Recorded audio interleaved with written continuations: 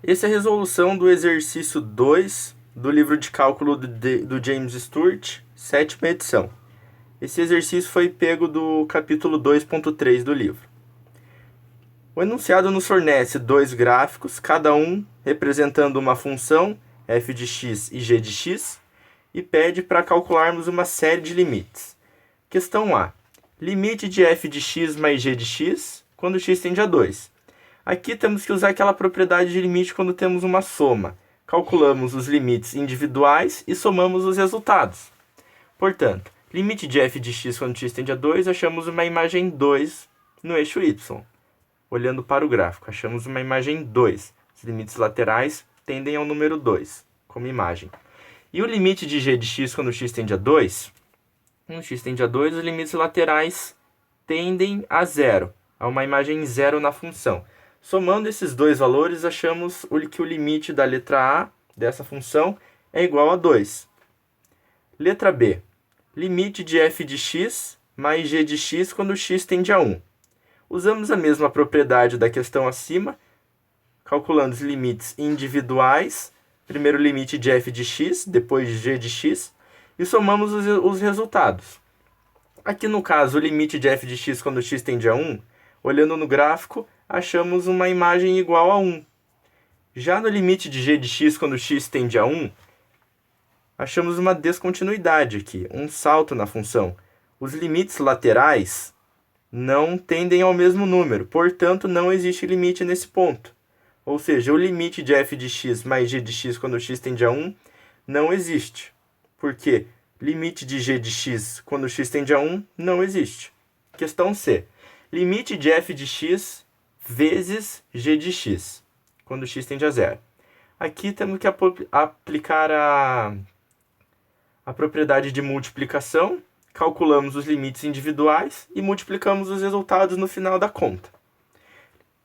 Aqui separando por limite, limite de f de x quando x tende a 0, podemos achar uma imagem igual a 0 no eixo y, está aqui o 0. E limite de g de x quando x tende a 0, achamos uma imagem, dá para aproximadamente achar que aqui é 1,5. Multiplicando os dois valores, 0 vezes 1,5, achamos o valor 0 para esse limite. Questão D. Limite de f de x dividido por g de x, quando x tende a menos 1. Aqui temos uma divisão de dois fatores, então continuamos no mesmo pensamento. Vamos calcular os limites individuais, primeiro o limite de f de x, depois o limite de g de x. E no final da conta, nós dividimos o resultado, os limites encontrados. Porque aqui tem uma divisão entre eles.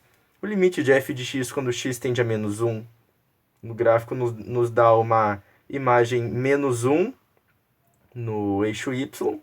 Esse aqui é o resultado. E o limite de g de x quando x tende a menos 1, nos dá uma imagem igual a 0. Mas no caso, ficaria 1 dividido por 0. Isso é uma indeterminação matemática. Ou seja, não existe. Questão E. Questão E pede o limite de x ao cubo vezes f de x. Separamos os limites. Primeiro calculamos o limite de x ao cubo. Depois o limite de f de x. E ao final, nós multiplicamos os resultados encontrados e achamos o limite único deles. Limite de x ao cubo quando x tende a 2, mais o limite de f de x quando x tende a 2. Aqui, o x tendendo a 2, esse 2 ele substitui esse x, então ficaria 2 ao cubo, 8, vezes o limite de f de x quando x tende a 2. Quando substituímos f de x igual a 2, ficamos com f de 2. E achamos uma imagem igual a 2 no gráfico. Ao final, é só multiplicar os dois resultados. Limite desse, 8. Limite desse aqui, 2. Multiplicados, dão 16.